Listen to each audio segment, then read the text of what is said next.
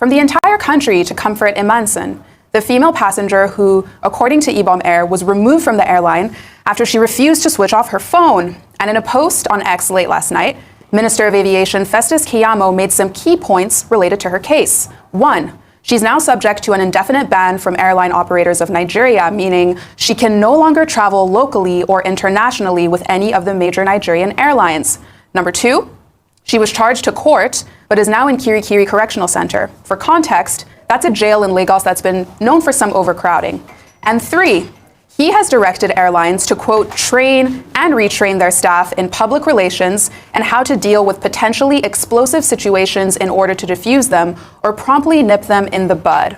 But as that statement was released last night, Peter Obi released his own statement, calling out what he says are double standards with regards to K1 incident, the musician who recently had his own altercation with a value jet airline. And in a new message out just this morning, Obi says it's a tragic irony that a young lady in her 20s can be banned for life, while we, her parents, commit worse crimes against humanity and are celebrated.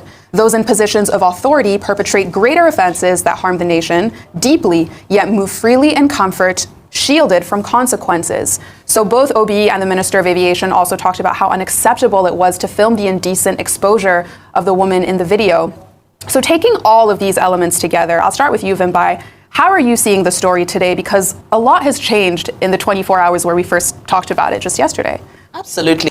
Okay, can I deal with the what I consider the substance of the matter that many commentators have expressed concern about, which is the lack of proportionality in the treatment of the two personalities that have been involved in this matter within the space of 1 week.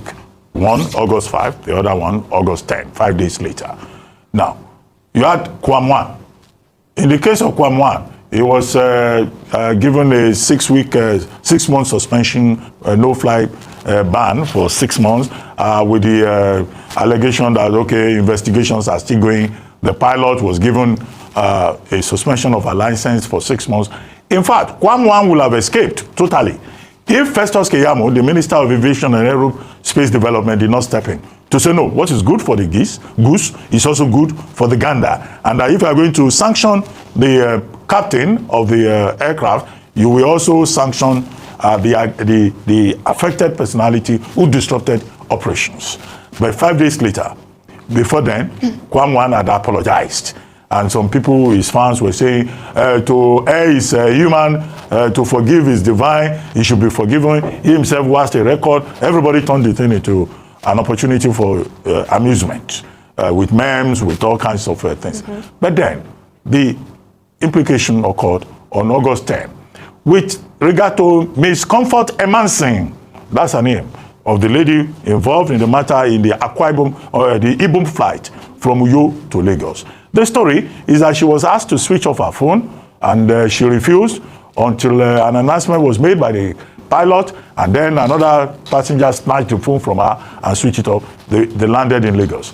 In Lagos, there had been conflicts during the flight between her and the cabin crew, particularly the purser. And then the crew said she would not go down from the plane. They called security, to arrest her or whatever. In the process, she was treated in a way that looked like they were dragging her, they were dehumanizing her, and that is what is being shown on the screen. Eventually, she was taken to Kirikiri Hotel. This is the point about the proportionality. Kwamwan, who is a big man, got away lightly. Is it Kirikiri Hotel? Kirikiri prison. Well, it became a hotel for somebody. Oh. That's the source of the confusion. When Portable was taken there, we thought he was in a hotel. But in any case, she was taken to Kirikiri to be arraigned subsequently. The Airlines Operation Organization of Nigeria, AON, they slammed a lifetime ban on her for life. Complete ban. And then, of course, in all of this, the first matter is to look at the proportionality of the matter. The big man syndrome. The big man gets away with murder. The small person gets away with punishment. This does not justify the behavior of either Kwam1 or Kwam2, as Ms. Comfort Imanson is now known. Now, I want to say that Ms. Comfort Imanson has been unfairly treated. She has not been given the right to fair hearing. because we have not heard from her. So what is her side of the story? And then she's been given a lifetime ban by Airlines Operators Organization of Nigeria. Okay, did they listen to our own side of the story? And it's a total ban. Where is the opportunity for redress or for revision?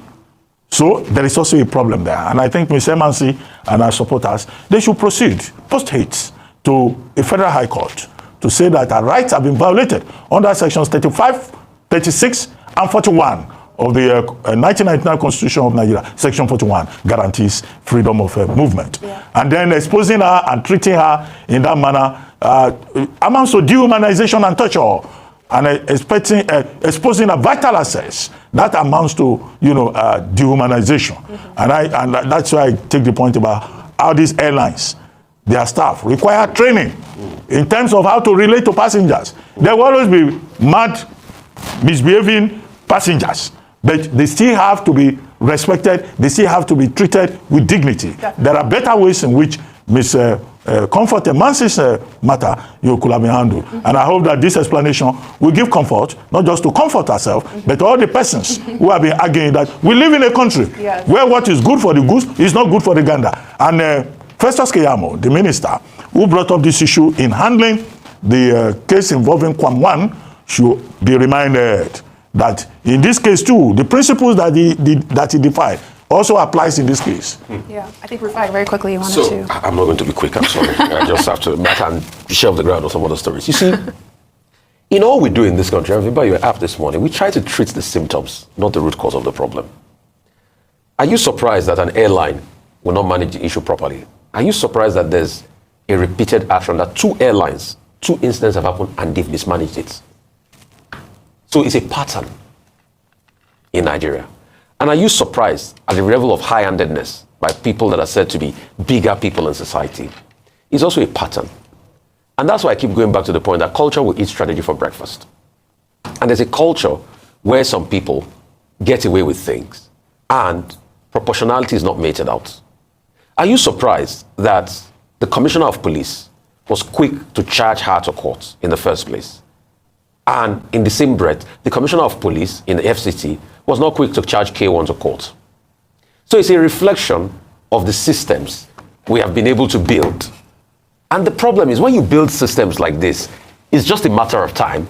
It comes crashing down like a chair. And the problem is when it crashes, we start to now analyze the symptoms. When the chair falls down, we start to analyze the symptoms without looking deeply into what caused it in the first place. So it's easier for the aviation minister to say train and retrain. The question is, where is the manual at which you handle a situation like this now? As we speak, there's a training manual. Where is the manual? In a crisis like this, what are the 2-3 things you'll do? Can this airline show me that manual? When you, even in a situation where you have a plane jacking, where is the manual of how they can suppress?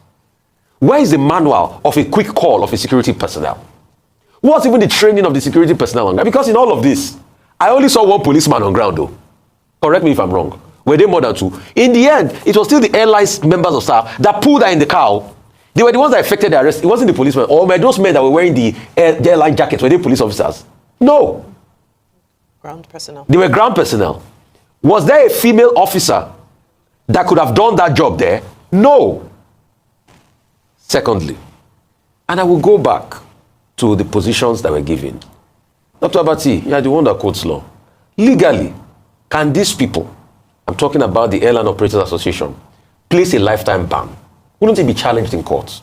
It can be challenged. It can be challenged in court. Said. So unilaterally, they've quickly placed a lifetime ban. I should think that there are lawyers amongst them. And that was the argument Ubani was making this morning. I should think that there are lawyers on them. You are quick to place a lifetime ban. Where is the place of the court? So in airing, those bodies, including up to the rank of the minister, we became judge in a country where there's a court of law. Another violation. So you see, what has happened in this today is symptomatic of the system of Nigeria. We have not heard that the court has created any ruling. And we are the ones that say you are guilty until you are charged. So until you are found guilty, the court has not made any ruling. We have quickly proclaimed guilt on this woman and banned her No, but she can go to court. So She can there are insist many on loose her fundamental human so rights. there are many loose ends in this, which is symptomatic of the problem of Nigeria. How do we fix it? We need a cultural reset. The cultural reset will have to annoy a lot of people. All very My good point points. is that the administration of justice should not be selective. One law for everybody. That's And itself a the cultural state problem. must be seen to be fair to It's a cultural everybody. problem. All very good points for a very big story. We'll keep watching it. The thing is, this is Nigeria. We should have a law that works for everybody, not for the rich, not for the poor. We should do things accordingly. These are the problem reasons why the country nothing is going on. Because I know this, I know that. Who you know? Who do you know? Do you understand? It's not going to work. We should do things diligently and let somebody get his or her punishment for the offenses he or she committed. Some people shouldn't be pardoned for committing offense, the same offense, while others are being punished, while others are being pardoned. No. This is why you see a lot of people are doing everything possible to make money. Making this money, talking about money. Some people are not after making this money because of their lifestyle, because they want to live a luxury life, something. Some people are just, they make this money to intimidate others, to break the laws, protocols, because I have money, I know people. Do you understand? Some people are like that. Some people are just like that, and it shouldn't be. This was too much yesterday. The speed at which they concluded on what to do, and the praise band for life on the girl was too much. It shows that something was wrong. Anyways, what do you think? Please share this video and please subscribe for more.